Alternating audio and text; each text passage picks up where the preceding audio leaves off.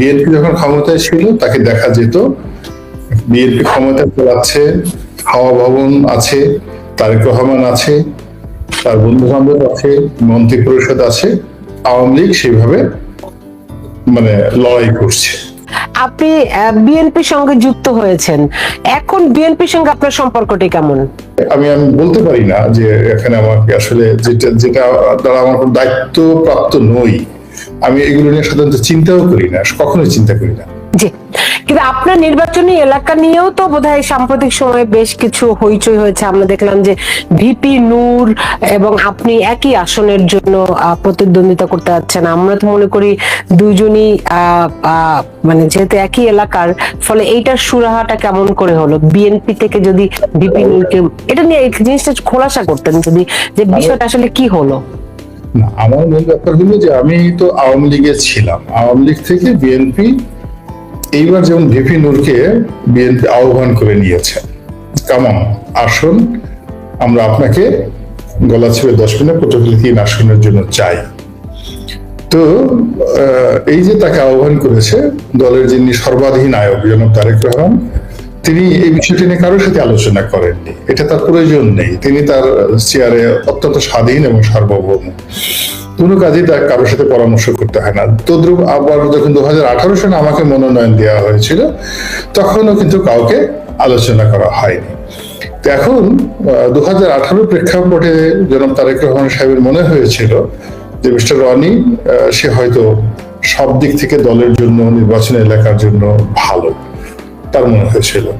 আবার এখন 2025-24 সনে এসে তার মনে হয়েছে যে সবার চেয়ে জনাব নূর, ভিপি নূর, তিনি উত্তম, তাকে মনোনয়ন দিলে দলের মুখ রক্ষা হবে, দল বিজয়ী হবে, দলের লাভবান হবে। এটা তো দলের একান্ত পার্সোনাল একটা বিষয়। যেহেতু আমার সঙ্গে এই ব্যাপারে কোনো আলোচনা হয়নি, আর আমাকে এই ব্যাপারে কোনো কিছু করতেও বলা হয়নি, নেগেটিভ পজিটিভ কোনো কিছু করতে বলা হয়নি, বলে এটা নিয়ে আমার কোনো মন্তব্য নেই। এটা দলের একান্ত ব্যাপার। আর সেকেন্ডলি যেটা আছে সেটা হলো, এখন ভিপি নূর তার যে ক্রেডিবিলিটি বা তার যে ব্যাপ্তি, আপনি চিন্তা করুন, তাকে বলা হয় যে বাংলাদেশের ছোটদের বঙ্গবন্ধু। ঢাকা বিশ্ববিদ্যালয়ে যে সময়টাতে তিনি ভিপি হয়েছেন, তার সঙ্গে মোসাদ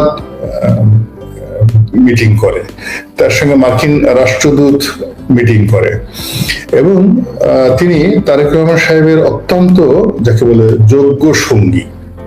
জনাব তারেক রহমান সাহেব তার দলের বাইরে যদি সেকেন্ড কাউকে, দেখেন জামাতের আমিরকে সে পাত্তা দেয় না, জামাতের আমির লন্ডনে গেল, তার সঙ্গে তিনি দেখাও করেননি, এরকম কোনো কথা। আর ভিপি নূরের গুরুত্ব জনাব তারেক রহমান সাহেবের কাছে এমন যে দলের সবচেয়ে প্রবীণ যারা নেতৃবৃন্দ রয়েছেন, যেমন মির্জা ফখরুল সাহেব আছেন, তারপরে আমির খসরু মাহমুদ চৌধুরী সাহেব আছেন, তো তাদের মতো সিনিয়র নেতৃবৃন্দকে জনাব তারেক রহমান নির্দেশ দেন যে আপনারা গিয়ে ভিপি নুরুর সঙ্গে তার অফিসে গিয়ে বৈঠক করে আসেন। It's not for single time, several time. এখন এত বড় একজন জাতীয় নেতা, যার গুরুত্ব আমার দলের সর্বোচ্চ নেতার কাছে এই পর্যায়ে, সেখানে আমি তার ব্যাপারে কি বলবো? আমাকে যদি বলা হতো আপনি যান, নুরুর সঙ্গে যান, তার ব্যাগটা নেন, তাকে সাহায্য করেন, টাকা দিয়ে পয়সা দিয়ে, আমি হয়তো সেটাই করতে বাধ্য, যে as long as I am বিএনপিতে যতক্ষণ আছি ততক্ষণ পর্যন্ত নেতার নির্দেশিত আমাকে মানতে হবে। ফলে আমি এই ব্যাপারে তো কোনো নেতিবাচক কথা বলতে পারবো না। রনি, আমরা যে প্রশ্নটি আপনাকে রেখেছিলাম যে আপনার আসনে যদি এখানে বিএনপি থেকে অন্য কাউকে মনোনয়ন দেন, সেক্ষেত্রে কি আপনি আওয়ামী লীগের মনোনয়ন চাইবেন নাকি স্বতন্ত্র হবেন? না না না, ওখানে আমি আদৌ ইলেকশন করবো কিনা, রাজনীতি করবো কিনা, এটা হলো এখন আমি যে অবস্থাতে আছি, সে অবস্থাতে আগামীতে যে রাজনীতি হবে, ইলেকশন হবে, এটা আমার কাছে মনে হচ্ছে না যে আমার কাছে খুব গুরুত্বপূর্ণ বিষয়। I am enjoying my time more than anything. দ্বিতীয়ত হলো যে আপনি যেটা প্রথমে বললেন যে আমার অনেকগুলো পরিচয় আছে, তা আমার কাছে রাজনীতিবিদ পরিচয়টা একেবারে সবার পেছনে। আমার কাছে যেমন আমি একজন লেখক হিসেবে যদি নিজেকে পরিচয় দিতে পারি, এটা আমার কাছে স্বাচ্ছন্দ্য বোধ করি। একজন কলামিস্ট, একজন সাংবাদিক, একজন রাজনৈতিক বিশ্লেষক, একজন নাগরিক, একজন ব্যবসায়ী, মানে এরকম অনেকগুলো বিষয় আছে, এবং আমার সব পেশাতেই আমার মোটামুটি যতটুকু গ্রহণযোগ্য বা চলনসই সফলতা দরকার সেটা আমার আছে। ফলে রাজনীতিটা যেমন ভিপি নুরু বা অন্যান্য যারা পলিটিশিয়ান আছেন তারা দেয়ার মানে সিজেন্ট অ্যান্ড 100% পলিটিশিয়ান, পলিটিক্স ছাড়া তাদের আসলে অন্য কোনো বিকল্প পেশা নাই। কিন্তু আমার অন্তত আরো 10টা পেশা আছে, 10টা অবস্থান আছে, 10টা পরিচয় আছে। আপনি বহুমুখী প্রতিভা। হ্যাঁ, প্রতিভাটা ঠিক না, আমার সুযোগ হয়েছে এই জিনিসগুলো করার। এখন আমি যেমন ইউটিউবার হিসেবে আপনি সাংঘাতিক রকম সফল হয়েছেন, রাইট? এবং এখন শুনেন, আমি মাঝে মধ্যে আপনার ইউটিউব কিন্তু শুনি, অনেরই বলতেছি, মাঝে মধ্যে শুনি, এবং আমি কমেন্টস গুলো দেখি যে এখন এই বর্তমান রাজনৈতিক প্রেক্ষাপটে আপনার এখানে বেশিরভাগ যারা কমেন্টস করে তারা আওয়ামী লীগের, মানে, এবং তারা কখনো মানে আপনাকে নিয়ে এখন একটা ধোঁয়াশা, আপনি আসলে কোন পক্ষের লোক, আপনি কি আওয়ামী লীগের পক্ষের লোক, নাকি বিএনপির, নাকি জামাতের, নাকি ডক্টর ইউনূসের, মানে এক এক সময় এক এক লাইন, কেউ আপনাকে বুঝতে পারছে না আপনি আসলে কোন লাইনে কথা বলছেন। বিষয়টা কি, জন্য একটু খোলাসা করেন, এবং এত তথ্য কোথা থেকেই বা পান? না, আমি প্রথমত নিয়মিত পড়াশোনা করি, আর যা পড়াশোনা করি সেটা চিন্তা ভাবনা করি, চিন্তা ভাবনা করার পরে আবার সেগুলো মিলিয়ে নেই, খোঁজ খবর রাখি দেশে কি হলো, এবং এই বাংলাদেশে সমাজের সব স্তরের মানুষের সঙ্গে আমার একটা যোগাযোগ আছে। তো যার জন্য আমি দেশে, দেশের বাইরে এই যত বাঙালি আছে তাদের কথাগুলো আমি জানতে পারি, বুঝতে পারি। সে ওয়াইড রেঞ্জ কানেকশন। তো নিজের অভিজ্ঞতা আছে, ব্যবসা বাণিজ্য আছে, সাংবাদিকতা আছে, লেখালেখি আছে। এই যে ওয়াইড রেঞ্জ কানেকশন, এখান থেকে বাংলাদেশে ভবিষ্যৎ কি দেখতে পাচ্ছেন? না, বাংলাদেশের অনেক সুন্দর ভবিষ্যৎ আছে। সেটা হলো যে 18 কোটি মানুষ, এদের বেশিরভাগই সুঠাম দেহি, অনেক চমৎকার এদের শরীর স্বাস্থ্য, এক্সপেকটেশন খুব অল্প, এবং এদের মধ্যে প্রায় 1 কোটি লোক আছে দেশের বাইরে, যারা আন্তর্জাতিক মানে স্কেলে আয় রোজগার করে। তারপরে আমাদের বাংলাদেশেও শ্রমজীবী মানুষের সংখ্যা আছে প্রায় 1 কোটির উপরে। সেই সম্ভাবনাটা তো আমরা জানি, কিন্তু বর্তমান রাজনৈতিক প্রেক্ষাপটে রাজনীতির ভবিষ্যৎ কি? রাজনীতির এই মুহূর্তে রাজনীতি তো নেই, ভবিষ্যৎ হবে কি? There is no politics at this moment. এই মুহূর্তে রাজার যে নীতি সেটা হলো রাজনীতি। এই মুহূর্তে বাংলাদেশে আসলে কোনো রাজনীতি নেই, রাজনীতি নেই। রাজনীতিতে ফিরে আসার জন্য সবাই চেষ্টা করছি, আমরা চেষ্টা করছি যে একটা রাজনীতির যে ট্রেন আছে, লাইন আছে, সেখানে ফিরে আসার জন্য। রাজনীতিটা মূলত সেই 2014 সালের পর থেকেই এটা লাইনচ্যুত হতে হতে হতে হতে একেবারে গভীর আমাজনের জঙ্গলে যেতে যেতে এই যে গণ অভ্যুত্থান হলো 5 তারিখে এটা হারিয়ে গেছে। It has lost. হারিয়ে যাওয়ার পর এখন আমরা খুঁজছি এটা কোথায় হারালো এবং এটা কিভাবে ফিরিয়ে আনা যায়। এই হলো বাস্তব অবস্থা। আপনার কি মনে হয় এটাকে ফিরিয়ে আনার এখন একমাত্র পথ হচ্ছে ইলেকশন? এখন মনে হচ্ছে না। আমার এটা যদি আগস্ট মাসের মধ্যে সবাই সিদ্ধান্ত নিত যে ডিসেম্বর মাসে একটা ইলেকশন হবে, তাহলে এই সময়টিতে গত 3 মাসে যে অনাসৃষ্টিগুলো ঘটেছে একটাও ঘটতো না। কিন্তু সরকার কি হলো, অনেক দীর্ঘমেয়াদে বড় বড়, তাদের অবশ্যই সদিচ্ছা ছিল বা এখনো আছে, কিন্তু যেহেতু তারা অবুঝ, এখানে যারা আছে তারা বুঝেন না, তাদের অভিজ্ঞতাও নেই। প্রথমত তারা রাজনীতি বোঝেন না, দ্বিতীয়ত তাদের এই ব্যাপারে কোনো অভিজ্ঞতা নেই, তৃতীয়ত হলো তাদের কোনো বন্ধু নেই এই সেক্টরে। রাজনীতিতে ডক্টর ইউনূসের আপনি দেখাতে পারবেন না যে তার পলিটিক্যাল সেক্টরে একজন সিঙ্গেল বন্ধু আছে, ক্লোজ ফ্রেন্ড আছে, হুই যে master mind of politics last. তার সাথে তো তোহার সাহেবের বন্ধুত্ব থাকা দরকার, তার সাথে তো মির্জা ফখরুলের বন্ধুত্ব থাকা দরকার। এই লেভেলে দেখবেন তাদের কোনো পলিটিক্যাল বন্ধু নেই। কিংবা এখন তার সঙ্গে যে সকল উপদেষ্টা মন্ডলী আছেন, তাদের সবাই আছে, তাদের অনেকের বান্ধবী আছে, অনেকের অনেক বন্ধু আছে, ব্যবসা আছে, বাণিজ্য আছে, তারপর শেষে পেশা আছে, কিন্তু রাজনীতিবিদ বন্ধু নেই। ফলে কি হলো, তারা এই যে উপদেশগুলো পাচ্ছে এগুলো সবই প্রভোগ, তারা ভয় পাচ্ছে, তারা দ্বিধা সংকোচ সবকিছু। কিন্তু রাজনীতি হলে এমন এটা বেপরোয়া।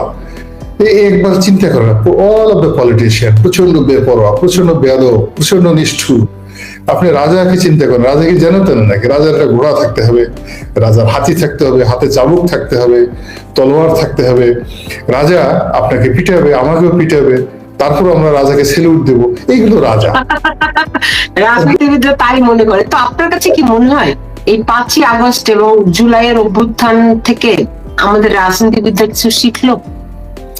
না, রাজনীতিবিদরা শিখে নাই, রাজনীতিবিদরা বরং মনে করছে এই 5 তারিখে যা হলো, গত 100 দিনে যা হয়েছে, তাতে রাজনীতিবিদরা আরো উল্লসিত। সে বিএনপি, আওয়ামী লীগ, জামাত, জাতীয় পার্টি, তারা বেজায় খুশি, এভরিবডি খুশি। এবং তাদের কারোর ভিতরে দেখবেন 71-এর কোনো ভুল হয় নাই, জামাত বলছে। তারপরে বিএনপি বলছে আমরা কোনোদিন কোনো ভুল ভ্রান্তি তাদের হয়। আওয়ামী লীগ তো বলছে যে মাই গড, তারা তো জন্মের পর থেকেই সাধ্যতে তুলে বেশি। কিন্তু এই 100 দিনে যদি বর্তমান যারা আছেন, তারা তো এই সমাজের আমাদেরকে দীর্ঘদিন যাবৎ মানে অনেক ভালো ভালো কথা শুনিয়ে আসছেন, মিষ্টি মিষ্টি কথা শুনিয়ে এসেছেন। তো তারা কর্মক্ষেত্রে যদি সফল হতে পারতেন, তাহলে রাজনীতিবিদরা লজ্জা পেতেন, ভয় পেতেন। কিন্তু এখন রাজনীতিবিদরা দূর থেকে মুসকে মুসকে হাসছেন যে এত মানে গ্রামীণ ব্যাংক চালানো আর রাষ্ট্র চালানো এক না। ক্ষুদ্র ঋণ দেওয়া আর ওই যে মানে সেই গরিব মানুষের ঘাড় টিপে, গলা টিপে সেই গরিব মানুষের কাছ থেকে টাকা আদায় করা, আর বড় বড় শিল্পপতিদের কাছ থেকে, সালমান এফ রহমান সাহেবদের কাছ থেকে টাকা আদায় করা এক জিনিস না। দ্রব্যমূল্য নিয়ন্ত্রণ করা এক জিনিস না। বিদেশ থেকে ওই বিভিন্ন ভাবে পুরস্কার আনা, ডক্টরেট ডিগ্রি আনা, এটা মানে অনেক মানে এক জিনিস। আর এই বাংলাদেশের দেখা যাচ্ছে টাউট বাটপার থেকে শুরু করে সব লোকদেরকে ম্যানেজ করে, সেটা আর একটা জিনিস। তো এই জিনিসগুলো এখন রাজনীতিবিদরা তারা তো মহা খুশি। তারা মহা খুশি যে তোমরা আমাদেরকে এতদিন বসে বসে মুখ ঝুলিয়ে ঝুলিয়ে টিটকারি করছো, আমাদের লেখাপড়া নেই, আমরা অসৎ, আমরা চোর, আমরা পারি না কোনো কিছু, তোমরা এসে পুরো রাষ্ট্রকে উল্টিয়ে দিবে। তো এখন তাদের সবার হাতে, এই যে আমাদের সমাজে যারা বড় বড় কথা বলতেন, কারো বিরাট ছিল, তো এরা সবাই রাষ্ট্র ক্ষমতায় বসে তারা পারছে না, এবং তারা পারবে না। আমরা কি 1/11 থেকে সেই শিক্ষাটা পাইনি? আমাদের জনগণ কি সেই শিক্ষাটা পাইনি 1/11 থেকে? না, আমাদের সমাজে হলে কি আমরা কেউ পাই না। সবাই তো প্রেজেন্ট টেন্স নিয়ে চিন্তা করে, প্রেজেন্ট টেন্স নিয়ে চিন্তা করে। আপনার ছোটকালে দেখেন, ছোটকাল থেকে এই পর্যন্ত তো আপনার জীবনে অনেক শিক্ষা হয়েছে। ছোটকালে আপনি কত মার খেয়েছেন, বান্ধবীদের হাতে, পিতামাতার হাতে, শিক্ষকদের হাতে, আপনার কয়টা মনে আছে বলেন? এগুলো মনে রাখে না মানুষ, কখনই মনে রাখে না।